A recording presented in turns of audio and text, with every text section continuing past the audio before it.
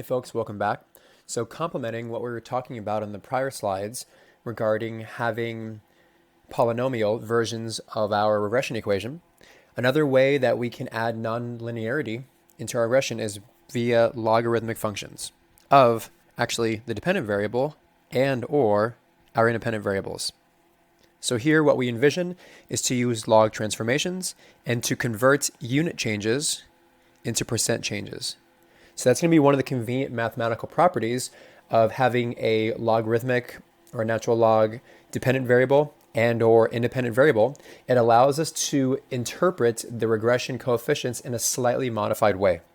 Now this is particularly helpful for certain economic problems, such as the ones below. So number one, when we talk about wage growth from year to year, we don't generally think, oh, I have $500 bonus or I have a $1,500 raise. We generally think of wage growth in terms of percentages. So it might be helpful then to take a log transformation of one of these variables so that we can interpret it as a percentage. Something similar happens when we're talking about demographics with spatial econometrics, whereby we might be looking at how the voting composition in a city is modified by the changing demographics, right? In demographics, when we're talking about the composition of a city, being different ethnicities and speaking different languages, we don't speak about that in terms of number of people in units. We think about a certain percentage of the city that falls under certain categories, right? So this might be another opportunity to then take a log transformation of one of these independent or dependent variables to help us interpret it a little bit more realistically. And then last but not least, we know that percentage terms are especially helpful, especially in microeconomic type problems where we're calculating economic elasticities. All right, so either functionally or because of interpretation, it is very helpful to sometimes use logarithmic transformations to apply in these regression cases. Now what you're going to see is there are technically three different possibilities with our transformations. We have linear log cases, whereby the dependent variable, so this will always be the dependent variable, and the second word is something with the independent variables. So the dependent variable here is linear. There's no transformation, but the independent variable has a log transformation. We also have log linear, whereby our independent variable is still linear, but our dependent variable has now been transformed. And then we also have log, which will be particularly helpful for elasticities when we're trying to find the percentage change in one variable impacts the percentage change in another variable. So we have a log transformation of both our dependent variable and our independent variable.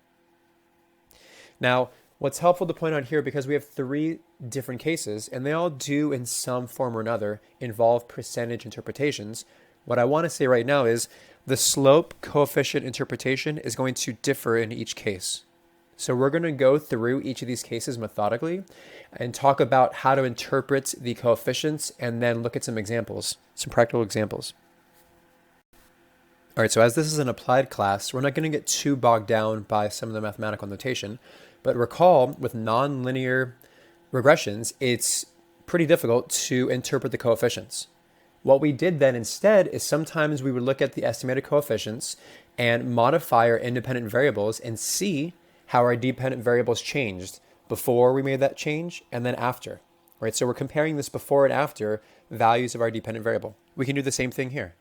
So in our first case, we have the linear log case, whereby the independent variable has been transformed, which you see right here. And to best interpret the coefficient right here, beta 1, what does it actually mean in words, in practical applications? We want to first compute the dependent variable before and after changing x by some small amount. Right? We saw in prior examples, sometimes you want to change x by 1 if you're changing the size in the composition of the class. If we're talking about income, it might be by 1,000. Either way, we're changing x by some small unit. All right, so the before is we have y is equal to beta naught plus beta 1 natural log of x. And now if we change our independent variable by a small amount, which is what our coefficient really should tell us when we change our independent variable, how is this impacting our dependent variable, then we're going to slightly modify this equation at a delta x, because we are making a small change in x.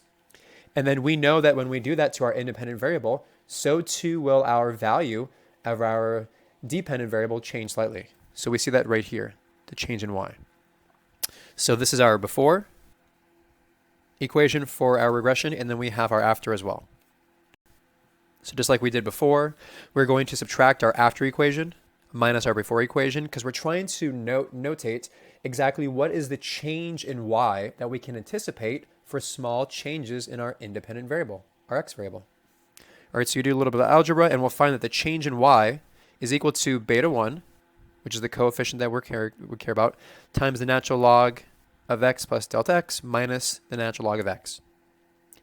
Now, a mathematical definition right here that we're going to use and exploit is that this little part right here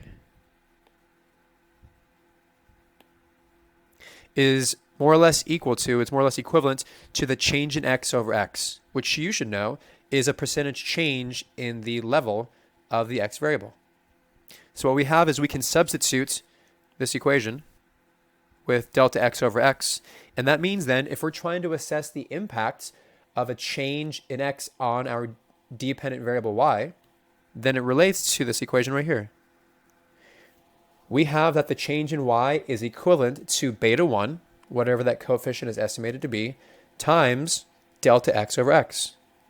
And again, this right here is just right here, the percentage change in x.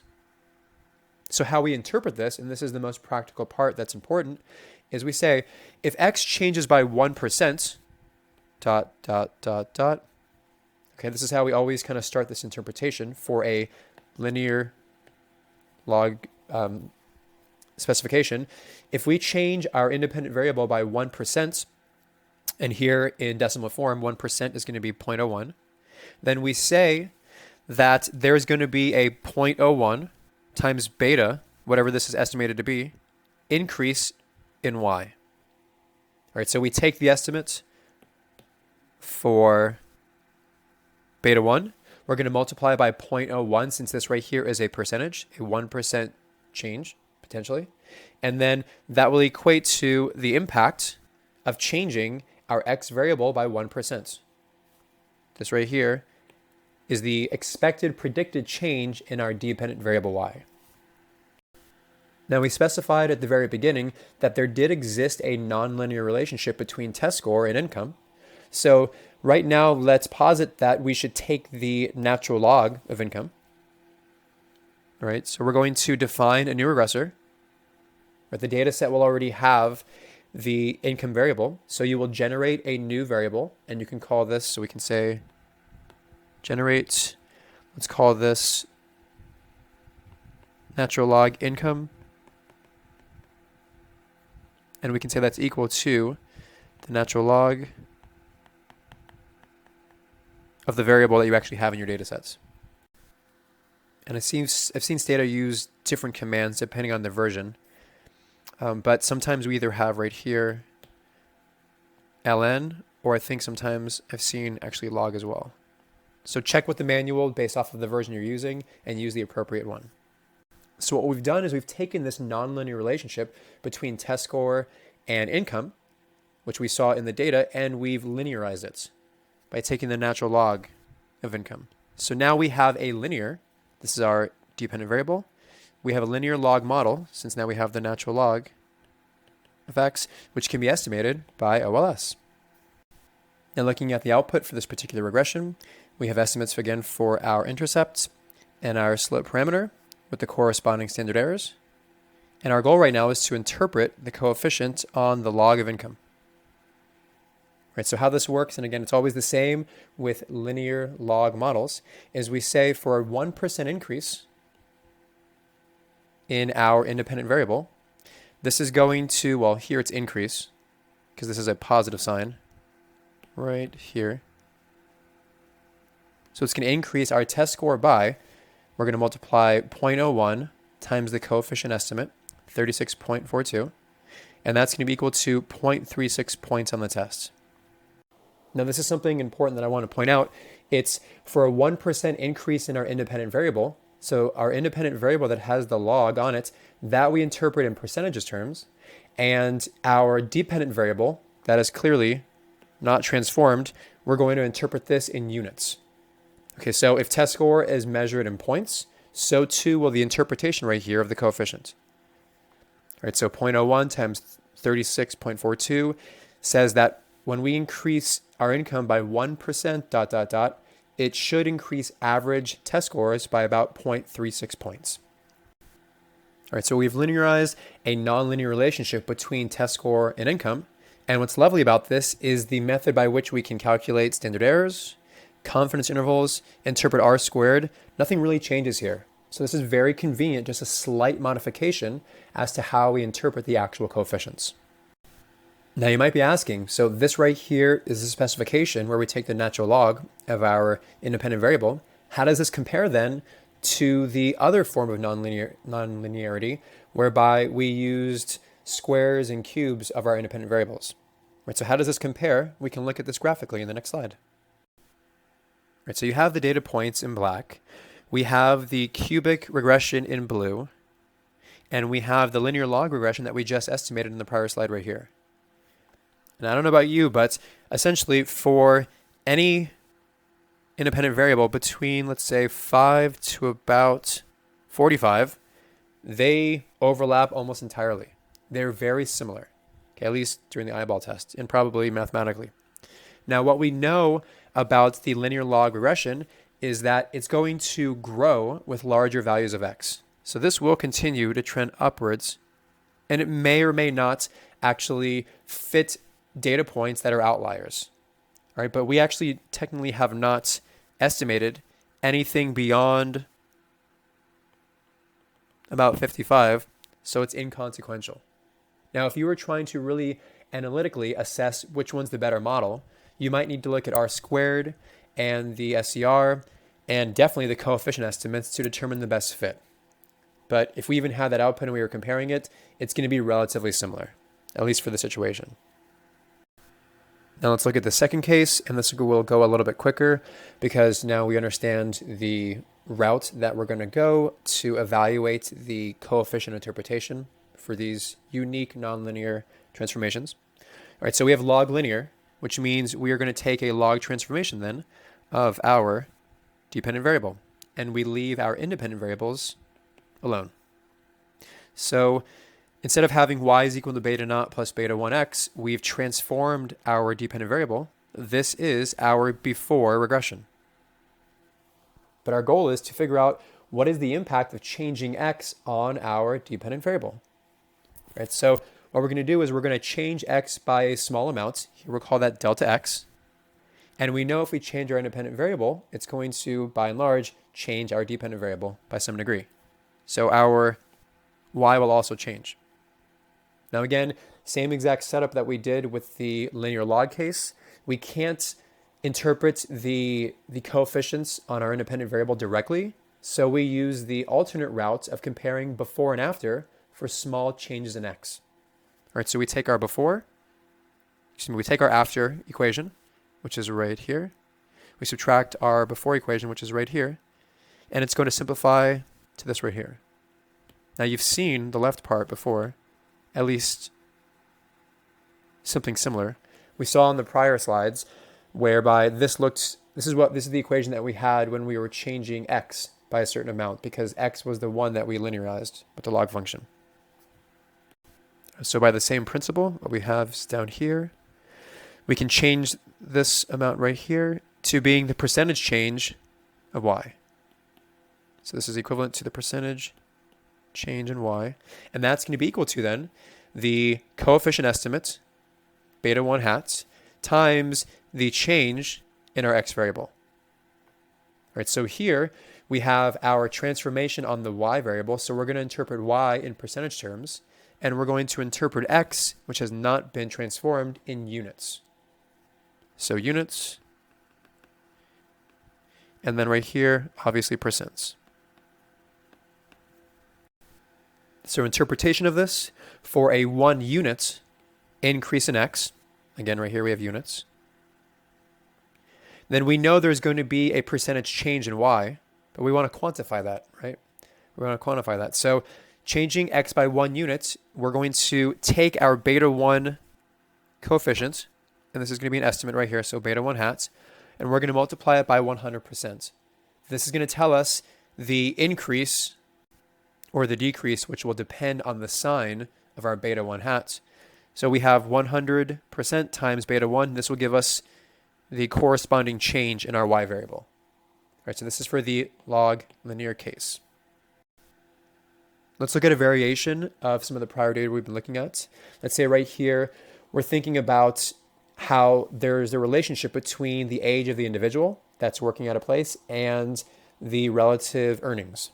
Right, so age and earnings, but traditionally we like to think about earnings in terms of percentage changes. So we're going to define a new dependent variable, and we're going to call that log or natural log earnings. And so we're going to slightly modify our regression equation, and we're going to have log earnings as the dependent variable. We're going to keep age as the status quo, and we've now estimated the corresponding coefficients. But again, we want to know what is the impact, what is the causal impact of age on earnings? Well, age is in units. We have log earnings, which is interpreted in percents, and then we can now formulate what the interpretation is. All right, so we have, let me change colors. We have that this coefficient is 0.0095. So we're going to take 0.0095 and convert that decimal then to a percentage.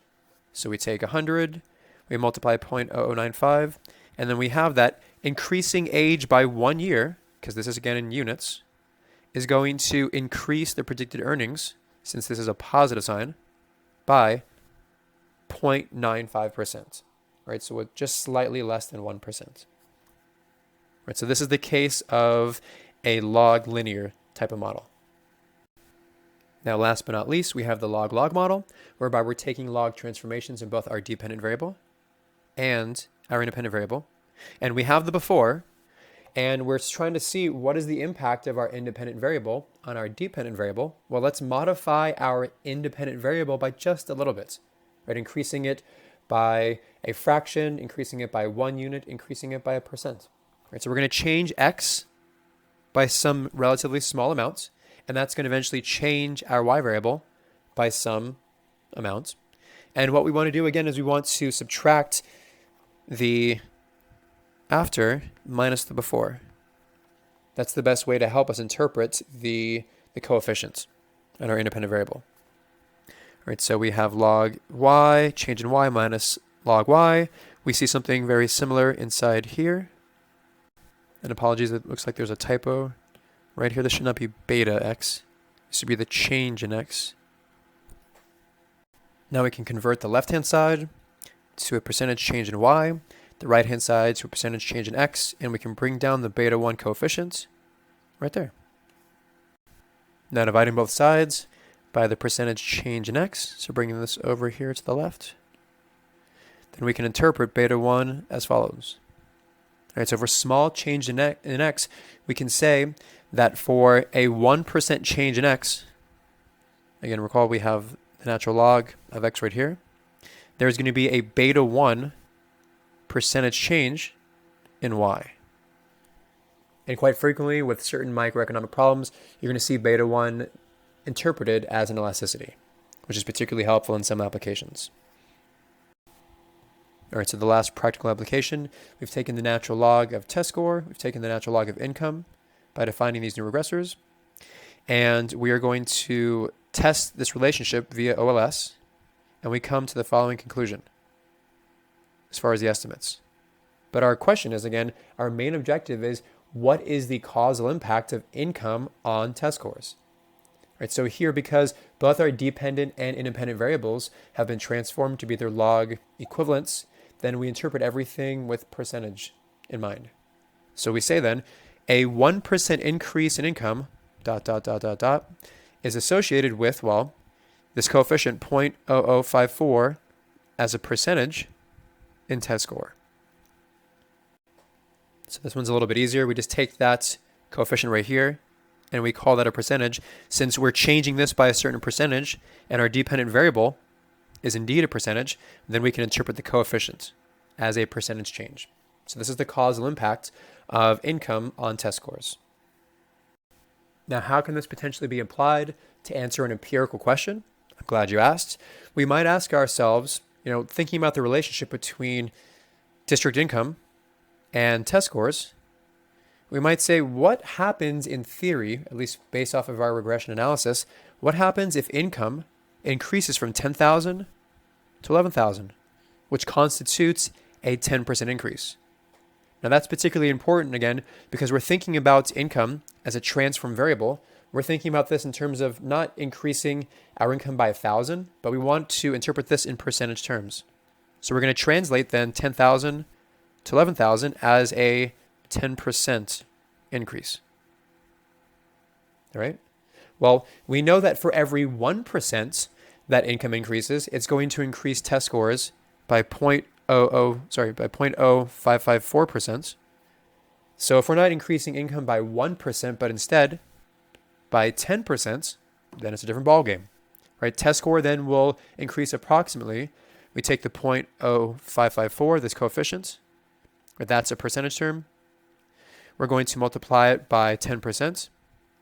And then we're going to get that test scores in theory should increase by a little bit more than half of 1%. Now, a lot of individuals don't want to think about changes in percentages terms. They want to know in practical increase in the number of points.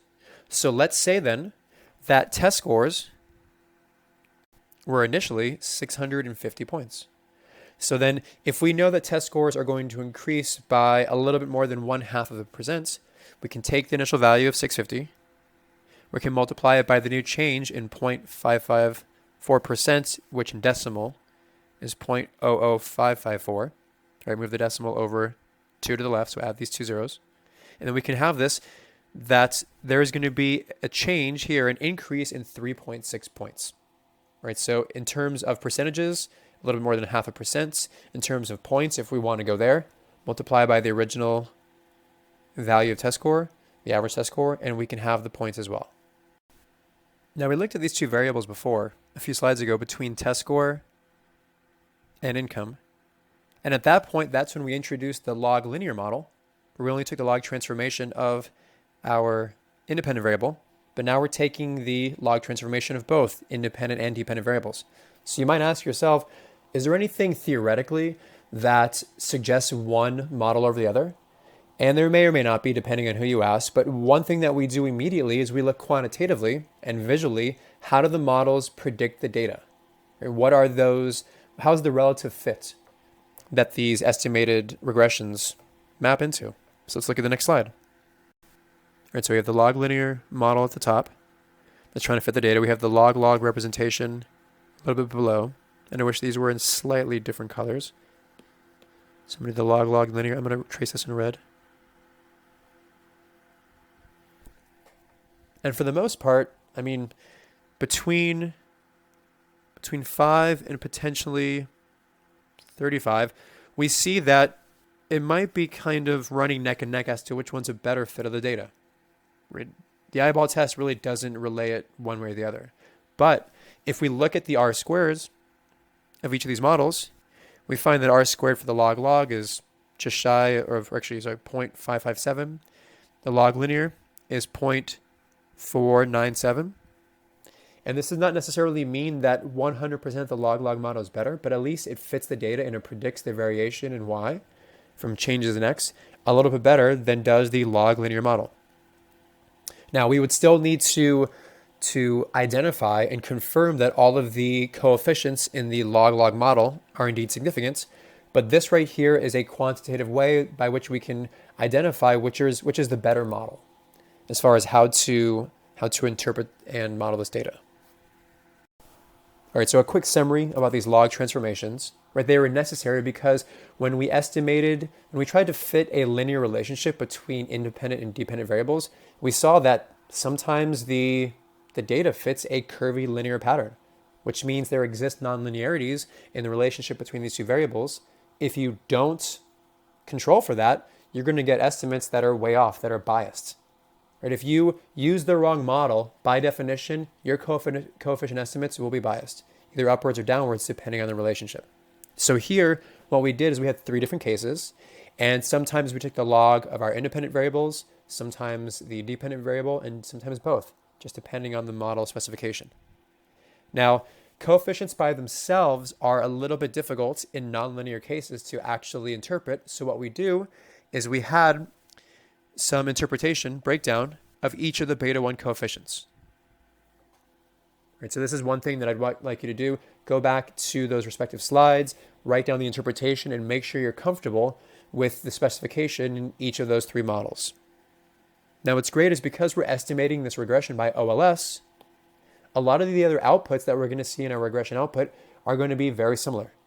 We're still going to have hypothesis tests, we're going to have t-stats, p-values, all of them can be interpreted in the same way that you did simple and multiple regression, in the linear sense.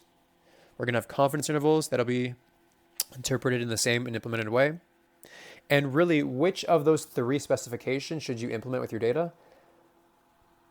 And I want to admit this, but sometimes it just goes with feel and experience. So the functional form should be guided by judgment.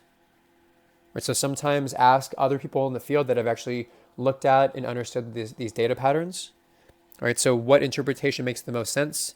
We also utilize tests to determine whether or not a certain model specification, right, log, linear log, or log linear, which one's most appropriate. And then we also, when it's all said and done, we use our independent variables to predict our dependent variable, and then we plot these to make sure the relationship that we see in the actual analytical outputs matches what we see graphically. Right? So there is a lot of objective mathematical steps that we take to fitting these regressions, but at the very end, when you're deciding between option A or option B, that both meet the necessary criteria mathematically, sometimes it just comes down to interpretation or how you're trying to model the data. And so that one's a little bit more subjective in that capacity. Well, let's go ahead now and talk about independent variable interactions. Let's go ahead and highlight the use of this technique by remembering something we talked about in the very beginning slides. All right, so the question is, we know class size does have a decidingly significant impact on the average test scores in a classroom, but it might not be constant over all groups, right? There might be certain groups by which the change in class size has more or less of an impact. Right? So there might be variance, for example, in classes with low or high percentage of English learners, which means then the change in test score by changing the student-teacher ratio or the class size, and this is important, depends on other variables, right? Other variables that hopefully we can control for. Here, the percentage of English learners in a classroom. Now, generally, when we're trying to figure out the impact of our independent variable on our dependent variable, we simply ask, if our independent variable changes by just a little bit, what is the impact on our dependent variable? So what's the change in y? Usually it's constant when we have linear regressions. But we know that generally this impact might depend on other regressors. So this is why it's called an interaction, right? Whereby before we said that sometimes the independent variable had different impacts for different class levels. So that was the cubic and the squared transformations of our independent variables in the beginning. Here, your impact of one variable depends on a different variable. So we need to model then the interactions between the independent variable of interest. This is where we're trying to estimate the beta 1 hat, and then other things we're controlling for. All right, so we're going to consider a few different cases. First, binary independent variables, whereby it's 0, 1, it's small classes, large classes, and then we have gender, maybe 0, 1. We have other variables that are binary in nature. And then we also might talk about continuous control variables, things that can go from 0 to 1,000. That might be helpful to explore in a few slides. All right, at the top, let's look at a standard population regression function where we have two variables of interest. We have D1 and we have D2. And here we're going to define them both to be binary, dummy random variables. So if our object of interest is to see what is the impact of changing D1 on our dependent variable, Well, we see right here, there's no actual interaction between D1 and D2. So B1, beta 1, excuse me, is the effect of changing our dummy variable 1 from a 0 to a 1. So in this case, at least, there's no dependence on the value of D. But we said a lot of the times that's not realistic. We said sometimes the impact of dummy variable 1 depends on other variables. And here, maybe dummy variable 2. So we need to slightly augment and modify this equation right here that doesn't actually include any interactions, not yet at least. So below, we'll rewrite the population regression equation. We're going to have the same exact starting part of it, but now we're going to say that D1 depends on the level of D2. So we're going to include what's called an interaction term. So D1 times D2. Right, so this is our interaction. And we're going to put a coefficient right in front of it, beta 3. All right, so you've heard me say this before, but interpreting coefficients for nonlinear regressions, not always the most simple and straightforward. So what do? We do what we did before. We compare the expected values. We say, what is the value of our y variable when something's true, and then what's the value when something else is true? Okay, so we're going to compare the expected values in various cases.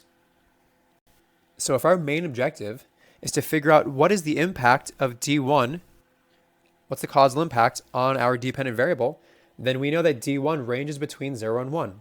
So let's figure out what is the expected y when D1 is equal to 0, and then how does it change when D1 switches on to a 1? We're going from, let's say, D1 being 0 is we have small classrooms, and then D1 equaling 1 is large classrooms. We want to know what's the impact of having larger classrooms.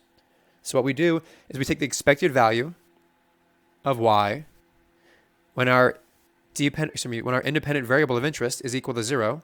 So that's the starting point. And then D2 is just equal to some number.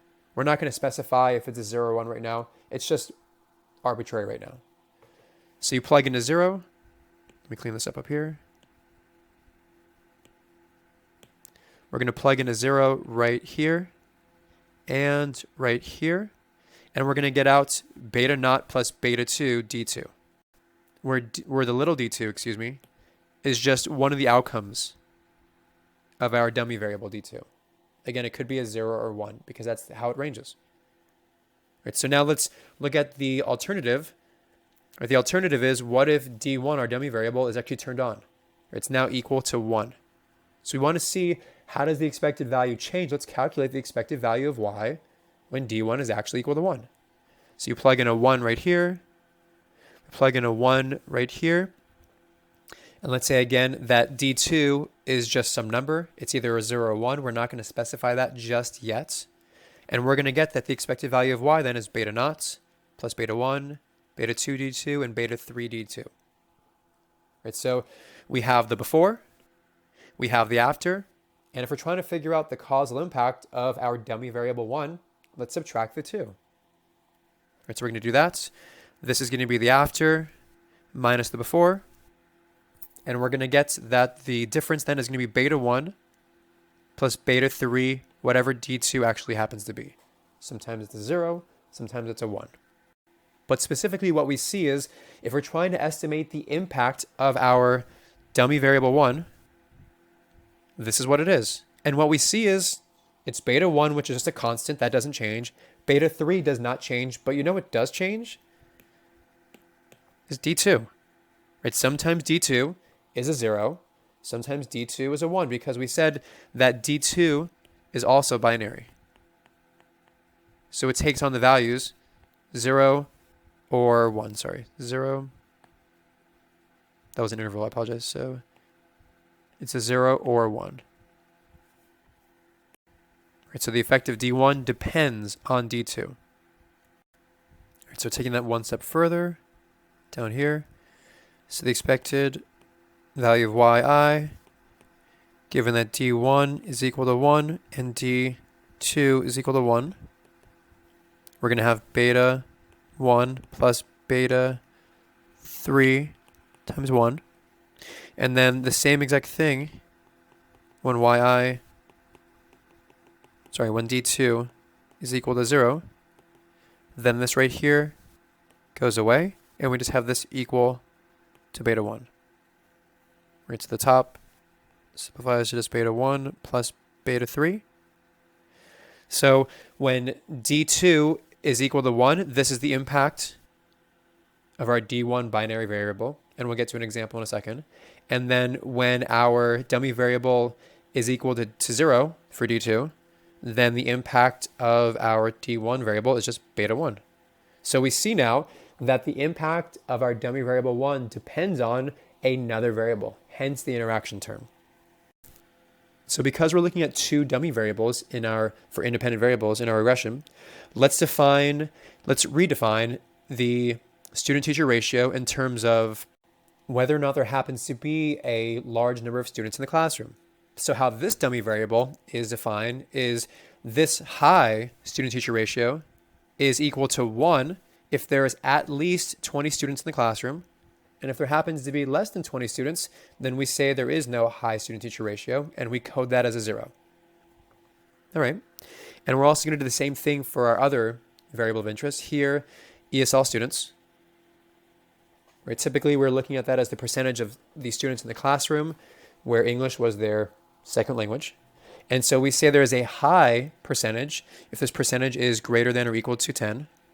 So we say that the dummy variable is equal to 1 in that case. And then it's equal to 0 otherwise, if it's anything less than 10. All right, so in our estimated regression, we have one dummy variable, we have another dummy variable, and then we have the interaction term. And at least for this problem, we are focused on the differential impact, the changing impact of our high student-teacher ratio. How does it depend on the percentage of English as a second language students in the classroom? All right, so when we have a small percentage of individuals in the classroom that have English as a second language, so when that dummy variable is equal to 0, then looking at the impact of high student-teacher ratio, so this right here goes to 0, this right here goes to 0, then that means that the direct impact is just negative 1.9. Right, but we also might ask then, what is the effect? How is it different when there's actually a large proportion of individuals in the classroom that have English as their second language? So instead of it equaling 0, this is now equal to 1. This right here is equal to 1. And if we're focused then on the impact of the high student ratio on our dependent variable, then I'm now looking at, let's change the color, a negative 1.9. This right here is now a 1, because we just coded it as 1 right here. And we have the negative 3.5. So negative 1.9 minus 3.5 is going to be negative 5.4. So we can interpret this two ways. We can say for the negative 1.9, we can say, actually let's change the color, change that to green. We can say that when the percentage of students in the classroom do not have a high composition of English as their second language students, so when that's equal to 0, we can say that having a large classroom, right, high student-teacher ratio equal to 1 is going to decrease our average test score by negative 1.9.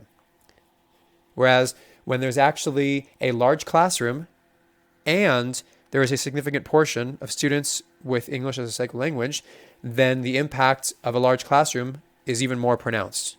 It's negative 5.4. Now we can reflect this in positive terms. We can actually go the other direction. We can say if we reduce the class size in both cases, so in the first one right here, if we go from a high student-teacher ratio to a low student-teacher ratio, it's only going to improve test scores by 1.9, whereas down here, if you have a classroom with a significantly large percentage of students that are ESL, and we make the classes smaller, right? We go from high student-teacher ratio to a low student-teacher ratio, it's going to improve test scores by even more, by 5.4 points. So here we see that the class size reduction is definitely different in both these cases, right? It depends on this control variable, this one right here. And it's estimated to have a bigger effect right there when the percentage of English learners is particularly large. All right, so when we quantify these expected differences, this is what we have. But again, what's relatively large, what's relatively small? We shouldn't really say that one number is bigger. We should statistically test for it. So what we can do right here, so this is getting a little messy. Let's use the highlighter. Is we can look at the interaction term. Is it statistically significant? Does there truly exist an interaction between these two dummy variables? And so I'm looking at the coefficient on the interaction term and the respective standard error. And when we calculate the t-stats, it's equal to 3.5 over 3.1. And this is just going to be slightly greater than 1, but not by much, which means it's not going to be larger than our critical values, which means this interaction is not statistically significant. So while it seems like there's a big difference between -1.9 and -5.4, statistically, there actually does not exist a realistic interaction between these two dummy variables, at least in this example. Now, while there might not exist statistical relevancy for this interaction term, we still might have policymakers that want to know, based off of the given information, what can we expect and predict our average test score to be with different combinations of our independent variables. So we have low and high ESL, we have low and high student-teacher ratio. So low STR would be plugging in zeros, low ESL would be 0, high English learners would be a 1, and then high student-teacher ratio would be a 1. So when we plug those in right here, all 4 of those iterations, we get the following estimated mean scores for all of the combinations. Now, qualitatively, we really shouldn't be surprised by the result, but it is still interesting, and we can share this with other researchers and other education peers, is that when you have both large classrooms, let's look right here, when you have both large classrooms and you have a high percentage of students that are ESL, the average score is 640. And again, by itself, that number doesn't mean a lot, but when you compare that to the opposite, when you have smaller classrooms and you have low percentage of students that are ESL, then that score increases by almost 24 points on average. Right? So you can decide if that is a statistically significant increase, but on the surface, policymakers might be really interested in this potential impact. All right, let's switch gears and now let's look at the interaction between continuous and binary random variables. All right, so what do we have right now? We still have the same object of interest right here, di right here. This is our dummy variable. This is a binary dummy variable. And we're really focused on the impact of this dummy variable on our dependent variable. And the question is, does its impact depend on other independent variables? Not ones that are binary, but one that's continuous. So here, instead of a dummy, we have xi. And xi can range from negative numbers to positive numbers, right? It's continuous. Now, in this above specification, there is no actual interaction between our dummy variable, di, and our independent variable, and our continuous variable, xi. So if there's no interaction, there's nothing really interesting happening. But if we think that the impact of d depends on x, then we need to really introduce an interaction term. All right, so everything right here is the same, but now we have this interaction. And we're going to put a coefficient on it to identify its relevance. Now in the below specification, we have our general regression equation, and we might want to ask a slightly different but related question. How does the change in our continuous independent variable in x, what's the impact of that on the dependent variable? So we know at the initial value of x, this is our this is our population regression equation, right? And now we're going to slightly modify x by delta x. So we change it right there. We're going to change this x to be x plus delta x. And what we know is if we modify that independent variable, our dependent variable is also going to change, either in a positive or a negative direction. It just depends. So like we've been doing this whole lecture, we're going to subtract from the after, or what happens after minus the before, and we're going to try to interpret the results. Right, so down below we have the change in y then. When you subtract a minus b is going to be beta 2 delta x, beta 3d delta x, dividing both sides by delta x, which is just a small change in our independent variable. On the right hand side, we have then that changing x by just a little bit will indeed impact our dependent variable, but it's going to depend on the level of d. All right, so this is what we wanted. We wanted the impact of x to not be constant, right? To not just be beta 2, like we would have seen right here. But in a nonlinear sense, because there is this interaction, we see that sometimes if d is actually equal to 1, then it's beta 2 plus beta 3. Right? So the impact of our x variable depends on the value of another unrelated but connected dummy variable, d. All right, let's go back to our favorite example. We have a continuous random variable, the student-teacher ratio. Let's still maintain a dummy variable for the percentage of students in a classroom that are English learners. So it's 1 equal to 1, high EL is 1 if the percentage is greater than or equal to 10, and 0 if not. All right, so we have test score, we have our dummy variable right here, and then we have an interaction between the two. Now our object of interest is what is the true causal impact of changing the class size on average test scores. We've been asking this question now for a few lectures, right? But it's good to kind of keep revisiting this. Well, we see it's going to depend on, do we have a class that has a high percentage of English learners or a low percentage? Because we have this interaction term right here. So let's break this down.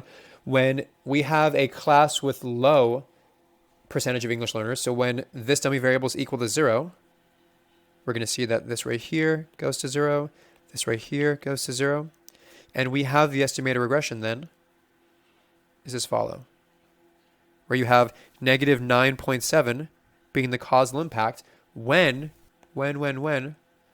high EL is equal to 0. So when you have classes with a low proportion of students that are still learning English. Now, when we slightly change that to having classrooms with a high percentage of students whose native language is not English, then we plug in a 1 right here. Plug in a 1 right here. So now we have negative 0.97 right there.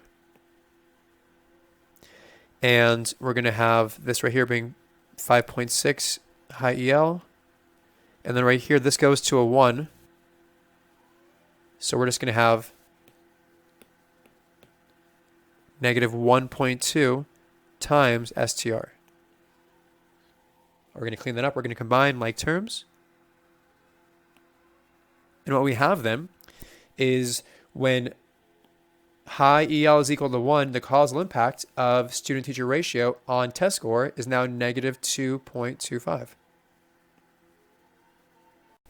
So comparing then this differential impact, negative 2.25 and negative 0.97, we see then that the class size reduction does indeed have an impact on average test scores, but it depends on if we have a high percentage of students where English is their first language, or where they're learning English, or we have a relatively low. So we see right here that class size reduction has a larger estimated impact when the percentage of English learners is relatively large. So this negative 2.2 compared to this negative 9.7. So when we have a high percentage of English non-native English learners, the student-teacher ratio, the class size, has a more significant impact. All right, let's look at our last possible interaction. Before we looked at binary, then we did binary continuous. Now let's just do two continuous variables. Right now we have x1 and we have x2. So both continuous. And as specified, if x1 increases by 1 unit, then we know that our y variable goes up by beta 1. If our x2 variable goes up by 1 unit, then our y variable goes up by beta 2. There's no interaction here. So the effect of x1 does not depend on x2, and the effect of x2 does not depend on x1. Because why? There's no interaction here. We haven't modeled it just yet. But if we understand and we make the assumption, we're trying to investigate if there is an interaction, then let's add that interaction term. So again, below we have the same as above, but this is new. This is the new interaction term. And we have a beta 3 coefficient here, so we can estimate whether or not the interaction is statistically significant. So let's just go a little bit quicker with this one because it's consistently the same thing. If we're trying to identify the impact of changing x on our y variable, and specifically changing the value of x1, we can't simply just look at beta 1, because there's an x right here, an x1 right there, and an x1 right there. So we need to investigate a little bit further. Let's do a before and after.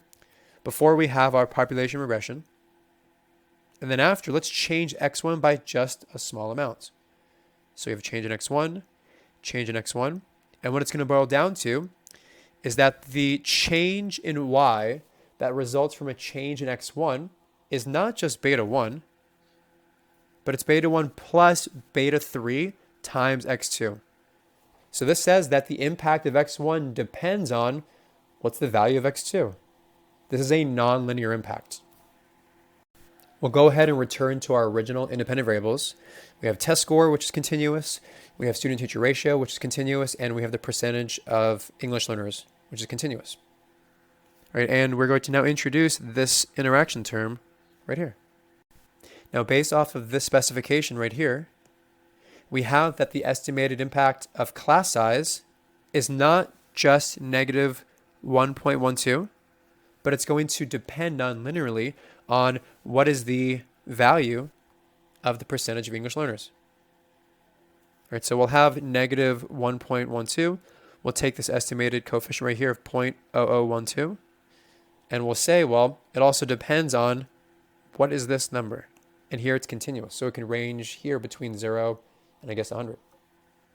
So then we see if we plug in a 0 right here, and then we have the predicted change in test score from a change in the student-teacher ratio is just negative 1.12. But actually, if we go to a slightly higher amount of students in the classroom that are English learners, let's go to 20%, plug that in again right there, then we're going to get that the change in test score, not observably different, right? It's negative 1.10, but definitely different. All right, so we have nonlinear impacts because we have now that the impact of our variable of interest, the student-teacher ratio, depends on this other continuous variable. Here, the percentage of English learners. So from the estimated regression right here, we can ask a few different questions and test them via our hypothesis tests. All right, so in relation to this interaction term right here, we can ask about the relevance and the statistical significance if that is actually existing. Does the coefficient on this interaction term, is it statistically equal to 0, or can we reject that in favor of it actually being an actual number? All right, so we have the coefficient being 0.0012. We're going to divide by the corresponding standard error, and we find that our t statistic is embarrassingly low, 0.06, which means we fail to reject the null at the 5% level. So at least via these results, there's not enough statistical significance to suggest that this interaction term between these two variables is relevant. It's real. So although we posit that there might be a differential impact of changing the classroom size depending on the percentage of students that are non-native speakers, that's what we hypothesize, there's not enough evidence to suggest that's necessarily true. Now, question 2, is the coefficient on the student-teacher ratio equal to 0? Is there any statistical significance of that variable? So I'm looking at right here. So we have negative 1.12 divided by 0.59, which is equal to negative 1.9. And at least at the 5% level, where the critical value is equal to 1.96, because this estimated t-stat is less than that, we again fail to reject the null, which means right here, at least in this current format, even the student-teacher ratio does not significantly impact test score, right, according to this specification. Now, we also might ask the joint hypothesis, what about the coefficients on both the student-teacher ratio and the student-teacher ratio percentage of EL, this interaction term? What about this joint hypothesis that both are equal to 0? What can we say about that? So as you'll check out in the book, calculating the f-stat is a little bit complicated. So I'm just going to give it to you right here. The f-stat right here is 3.89 with a p-value of 0.02. And if we know anything about p-values, the smaller the better. This is less than 0.05, which means we reject the null at 5%. So while in question 1, we said the interaction term fails to reject the null, that's not good. And in question 2, we failed to reject the null again, that STR is significant, but we just saw right here, when you actually do the joint test on both of these terms, we reject the null hypothesis. So it's kind of inconsistent. We're saying it's not important, that interaction term. We're saying this variable right here is not important, but now we are saying that they are statistically significant jointly. What's going on here? Well, we know there is high but imperfect multicollinearity. The fact is, they share something in common. There's an STR, there's an STR. This is going to suffer from multicollinearity. So testing joint hypotheses between an independent variable and an interaction independent variable can sometimes lead to very confusing results, at least non-consistent results. All right, let's go ahead and move on to our last bit of the lecture. We're going to, again, investigate the nonlinear effects of test scores and the class size with the student-teacher ratio. And we can actually utilize these methods, these OLS methods and these modifications to answer actually more interesting questions. One question could be, are there actual nonlinear effects? Is it true that going from maybe a class of 22 to 20 might have the same or a different effect than going from 20 to 18? Or we can even go one step further. What about from 10 to 8? Do we anticipate there being nonlinear effects? And then next, what about nonlinear interactions between, we said, the student-teacher ratio and the percentage of learners that are new to English? I mean, is it true in theory that small classes are more effective and have a greater impact when there are many new English learners? Right, so we're going to add a few new layers to this and look at these questions a little bit more analytically. Now, a potential problem that we had in the prior regressions is that we had our maybe 2 independent variables of interest and we were not controlling for anything else, which what we know from prior chapters means there is potentially a significantly high amount of emitted variable bias. So whereas in prior slides we said, well, no, there's actually no interaction between class size and English learner percentages. That kind of runs against our intuition, what we believe, and so there might be confounding variables that are in the error term that are biasing our coefficient estimates, and that's a problem. So what we're going to do right now is we're going to look at, to see if there are different effects for different STR and interactions, we're going to modify our approach. So for different STR, we're also going to control for 2 variables that are trying to proxy for income. So in addition to looking at the nonlinear impacts of class size on our dependent variable of average test scores, we're also going to hold constant the percentage of English learners, income, which we talked about, and the percentage of students that get subsidized lunch. And our main objective is to see if including these variables that are potentially biasing our coefficient estimates, if that's going to lead to any new economic insights. And we'll also look at individual coefficients on whether or not they're significant, and we'll also look at F-tests to investigate joint hypotheses. Now we'll also investigate the interactions again between STR and the percentage of English learners, but we might have to add a slight addition to it. If the specification is nonlinear in STR, so we're going to add from the prior question, STR, STR squared, and STR cubed, then we might also need interactions that also depend on the percentage of English learners. Right, so adding one more layer to our analysis. So what you're going to see is we're going to use binary continuous interaction terms defined by the percentage, so these are the binary variables, high EL, high EL, high EL, and we're going to interact them with the level of the student-teacher ratio. All right, so this almost does two things at once. It allows for interactions that say that an independent variable's impact on our dependent variable differs with different classroom characteristics, and by interacting them with not just one static independent variable, but str squared, str cubed, we're allowing that to also depend on the level of the class size. So this now becomes quite a bit more complicated. Now, if we want to reduce emitted variable bias, again, we need to include income in some capacity, right, which we didn't really do in the prior specifications because we were naively looking at the more simpler regressions, which was okay in the beginning. And then we add additional blocks later to control for these potential assumption defying issues. Right, so if we want to reduce the emitted variable bias, we need to include income in some capacity. And like we saw before, we said that the relationship between income and the test score happens in a nonlinear fashion. And we said that taking the natural log of income well represents this nonlinear relationship. So we're going to introduce this control variable not just linearly as just income, but we're going to introduce it as the log of income, which you'll see in the coming regressions.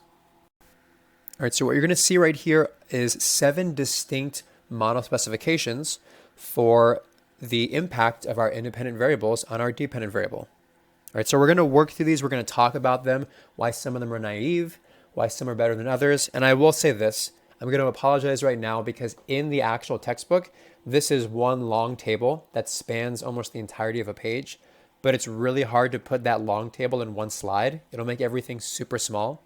So what we'll do right here is we'll focus on the impact of the individual coefficients. We'll assess their value or their non-statistical significance, and then we will move on to the next slide, which will talk about the rest of the story. All right, so model 1 should look fairly familiar.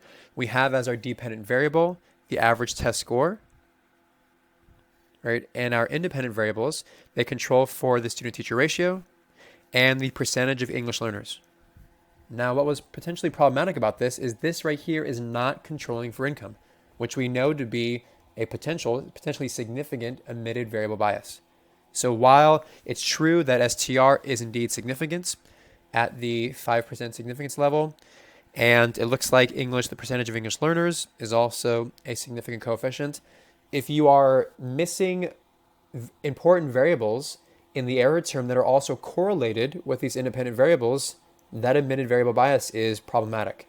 It means that our coefficients are biased in some direction. Right? So specification 1 is the simplest, but also the most naive. Now, while you can't see it below, when I said this is one long table, where you have the natural log of income, so income.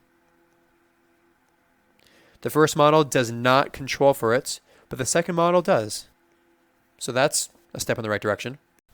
And we saw this result, I think, either earlier in this lecture or in the prior one, but simply just including this potentially emitted variable bias, right, including this natural log of income, what we see is that the student-teacher ratio is still significant, right? But it's went from -1 to -0.73. So that's a large drop, right? That's almost 25%. Now, this drop is large enough to probably justify controlling for income, right? Again, if we don't control for it, we have potential issues. So when we do control for it, thankfully, we still see that STR is significant, but it's a more balanced impact, right? It's not as significantly high. So still a significant variable, but it's lowered its impact because now we've controlled for this potential emitted variable right down here.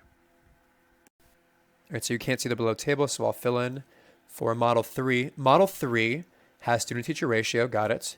It's also now not looking at a continuous measure for the percent of English learners, but now it's a binary variable, whether or not it's high or low. Okay, and it is indeed allowing for an interaction between the student-teacher ratio and the percentage of students that are English learners. I think we looked at this before, and we actually probably like 5 or 10 slides ago, we said that this right here is not significant. So while everything about anecdotal evidence suggests that larger ESL classes probably have a different impact with class reduction. That coefficient right here is not statistically significant. Now, that's problematic. Or you might kick the dirt, you might say, what's going on? I can't explain what I thought was true. Well, the reality is Model 3 does not control for economic variables, which is problematic. Again, if you don't control for these economic variables, you are leaving potentially obstructive variables in the error term that are correlated with our independent variables, leading again to, drumroll please, omitted variable bias. That is a big problem, right? So if you can see me right now, I'm waving my hand saying, no, go back, figure it out again. All right, so what does Model 4 do then? Because it looks very similar, right? It looks very similar. This one actually will control for these economic variables, like subsidized lunch, like the income. So that's helpful because we know that's going to reduce and hopefully eliminate the omitted variable bias. But what we see though is that the hypothesis that the student-teacher ratio effect is the same across high and low classes cannot be rejected. Right? So again, looking at this interaction term, if this interaction term is statistically significant, then there is a difference for class size depending on high and low English learners. Because this variable right here does not have a significantly high t-stat, it does not cross the necessary 1.64 or the 1.96 critical value, then that means that still the interaction between the two is not significant, potentially problematic. All right, so as we proceed, this is what a lot of researchers do.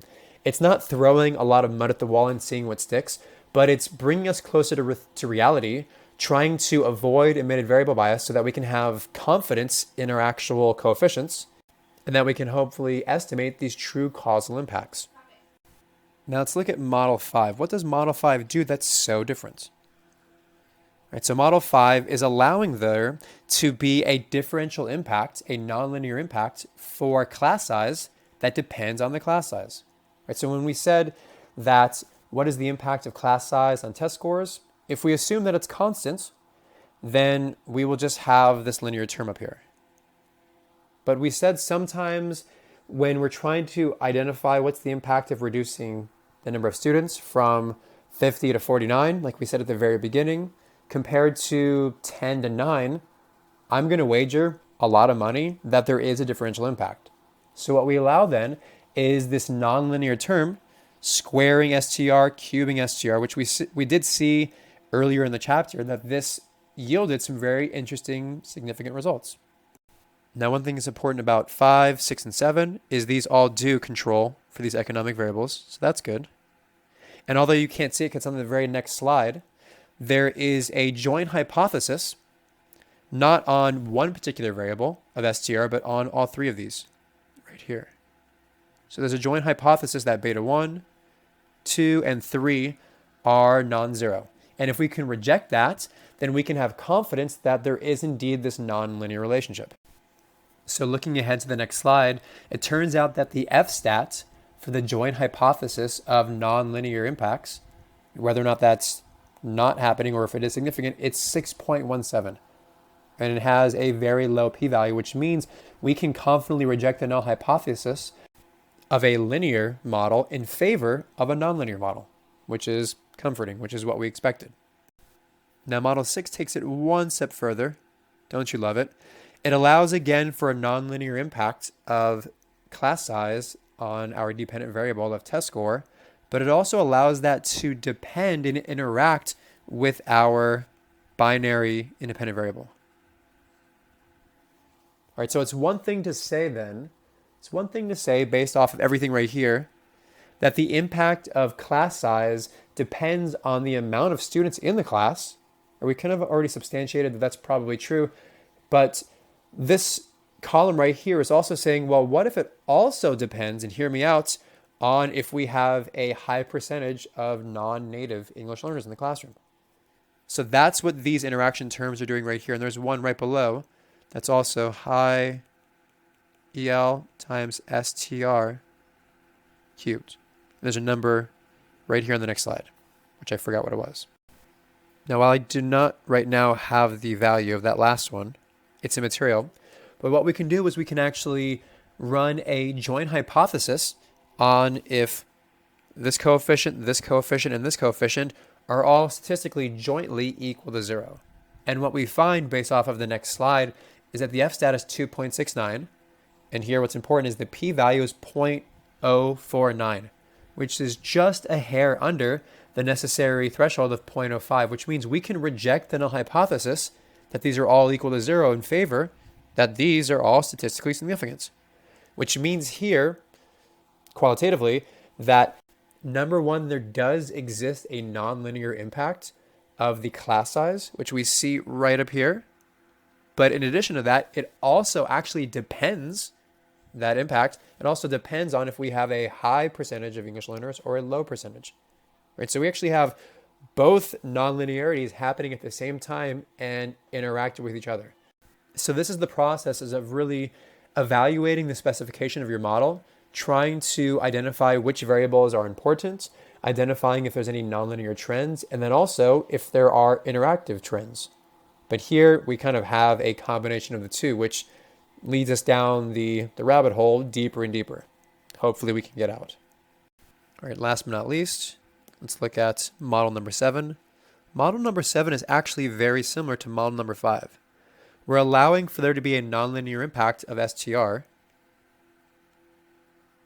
on our dependent variable of average test scores, but there's one thing that's different. In model 7, we're allowing for a continuous measure of English learners, whereas in model 5, we are specifying a binary variable.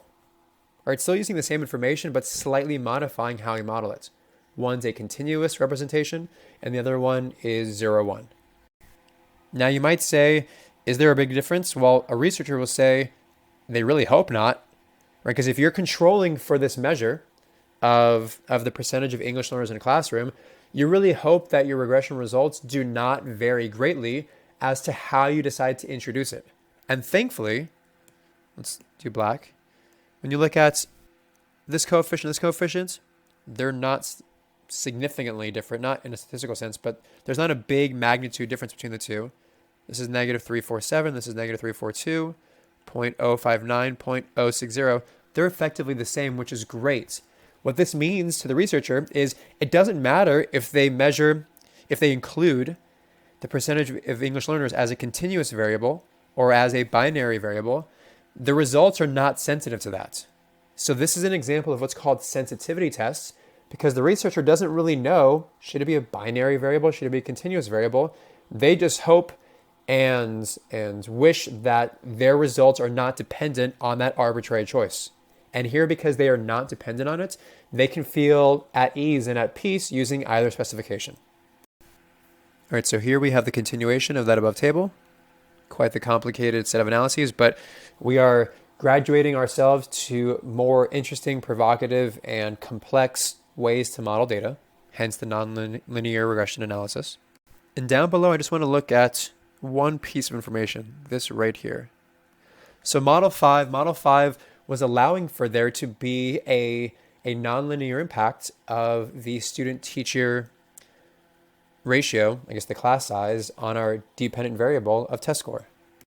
So this is similar to that question at the very beginning of the class where I said, do you think there's a difference of class size when we're going from 50 to 49 versus 10 to 9?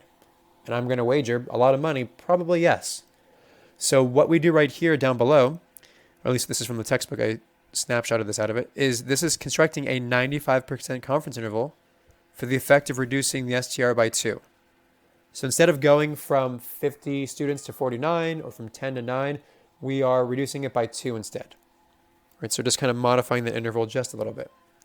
And what's kind of fascinating is when we go from 22 to 20, using again model 5 specifications of a nonlinear impact, this says right here that it's going to increase test scores between 0.61 and 3.25, 95% confident that the true population parameter, the true impact, is somewhere there.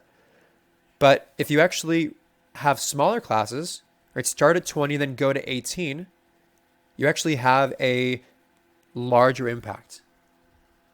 right? So instead of going from 0.6 to 3.25, you're actually going from 1.6 to 4.36. So this suggests something that we assume to be true, right? Using this model specification and allowing the class size to enter non-linearly and to depend on the actual level, we see actual quantitative evidence that starting with a smaller class size at 20 and reducing it to 18 has larger impacts than going from 22 to 20. So our anecdotal hypothesis that starting with large classes and reducing a few students, that will lead to some positive gains, but starting with a small class and reducing it even further, that will have even larger gains. And by these two confidence intervals, that substantiates that idea, right? So anecdotally, we assume this to be true, but also statistically, with Model 5, we've proved with 95% confidence that that relationship is indeed true. So a powerful testament to smaller classes. Now, I've made the claim earlier in the lecture that interpreting coefficients for nonlinear models is insanely difficult. So what do we do instead of looking at just the coefficients, like we did with the linear regressions? We instead would look at the predicted values of these dependent variables and then compare a before and after to see if there is any significant change, right? Going from a certain level of our independent variable and modifying that ever so slightly, is there a big change in our dependent variable? One other thing we can do is we can actually model these predicted values, and we can see graphically if, in this sense, there is actual any difference between these specifications. So in this black line right here, we have that second model in the prior diagrams that assumed actually a linear model, where STR enters linearly, there's no interactions, and nothing interesting. That's the black line right here. And then we got super complicated, right? We then allowed for nonlinearity in the class size. We allowed for interactions. We allowed for quite a few things. Right, so we have Model 5 and Model 7. And what you see visually is there doesn't seem to be a big difference between the linear approximation, which we know has potential issues with emitted variable bias and model specification, and the more complicated, but probably more realistic cubic regressions in Model 5 and Model 7. So what does that tell us? Sometimes that all of that fancy econometric methods didn't actually yield anything statistically different. It just complicated our lives, and maybe sometimes it's not necessary. Now that's what this says just visually, right? The eyeball test. If we're truly going to have a quantitative evaluation as to the relevancy of one model over the other, pictures help. Pictures definitely help tell the story and help you interpret, but we also want to go back to R squared and look at the individual coefficients and their statistical significance. Now with Model 6, remember, we allowed for, and that was the really complicated one, we allowed for this nonlinear impact of class size on our dependent variable, but we also allowed that to depend on whether or not the classes had a high composition of English learners or a low composition.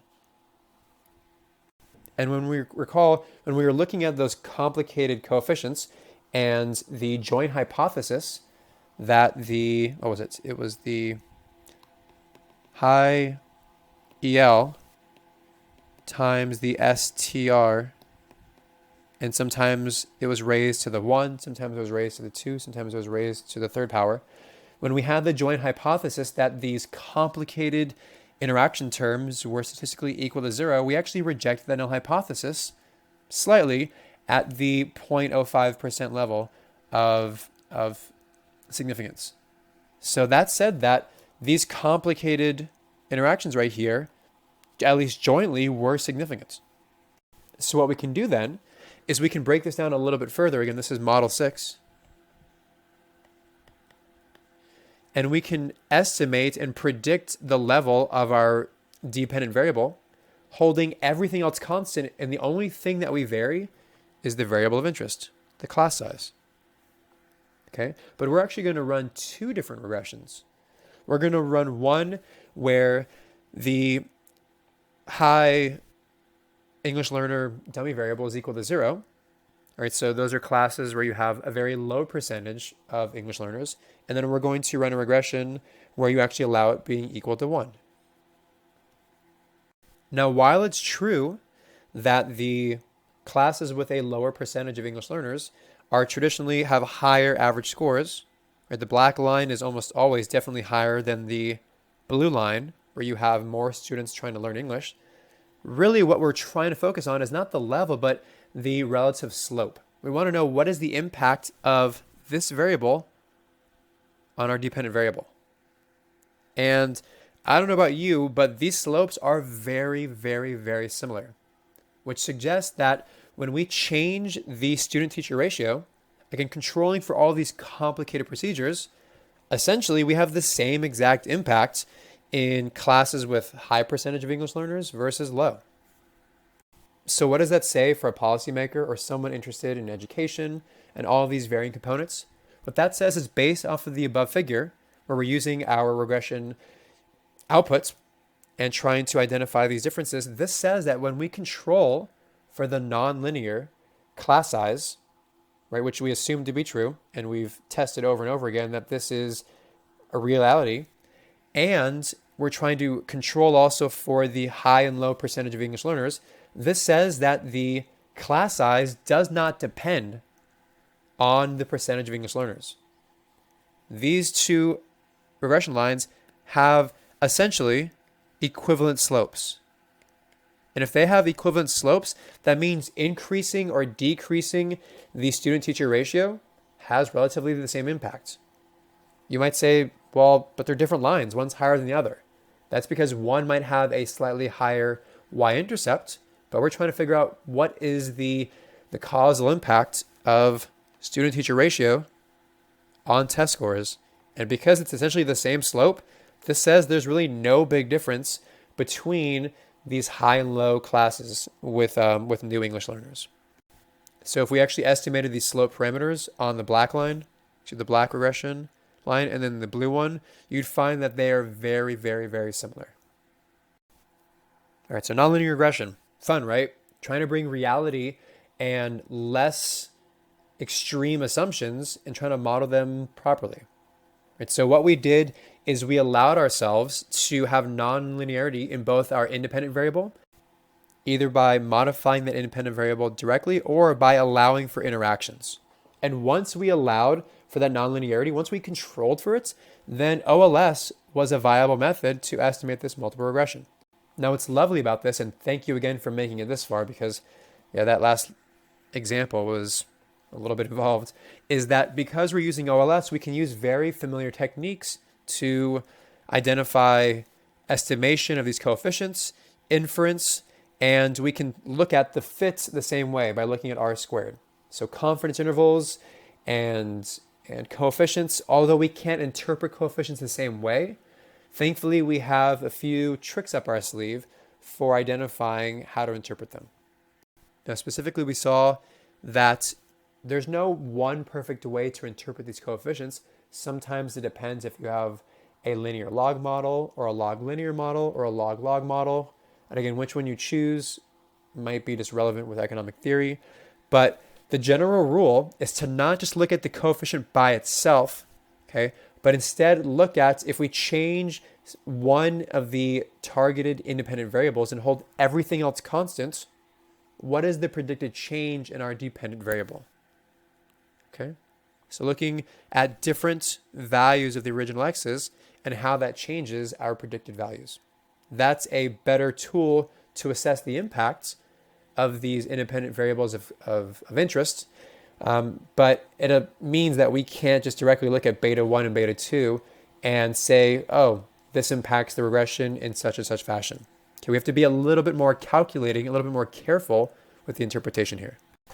Now, last but not least, the prior table had, 7 model specifications. And I've seen examples where there's been more in papers. And you might ask the researcher, well, don't give me all this information. Which one's the true model specification? And the researcher will say, well, we don't know everything about everything. That's why we're trying to estimate these relationships.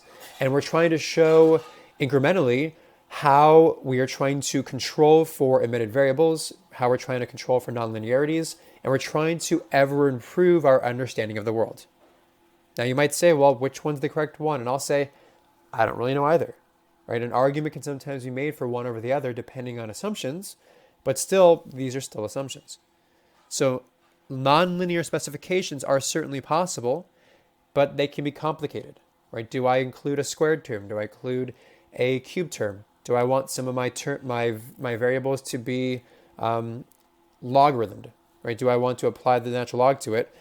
We have to use our best judgment sometimes. All right, so best judgment might be, because we're trying to sometimes compare our results with the prior results in literature, we might want to see what a prior paper or a literature has done. So let's try to replicate that maybe with new data or new hypotheses. We might also want to ask ourselves what makes actual sense in our application. And once you identify, at least in theory, anecdotally, what you think makes sense, then make that specification in your regression equation and then analyze the results. And then you can usually confidently reject the null or fail to reject the null, and that gives you information as to the power of that particular specification. All right, so it's a funny thing. You're going to look at a lot of empirical papers. Eventually, when you go into your electives, you're going to see tables with like 7 to 10 regressions. Which one's the correct one? Well, they're trying to tell you a story.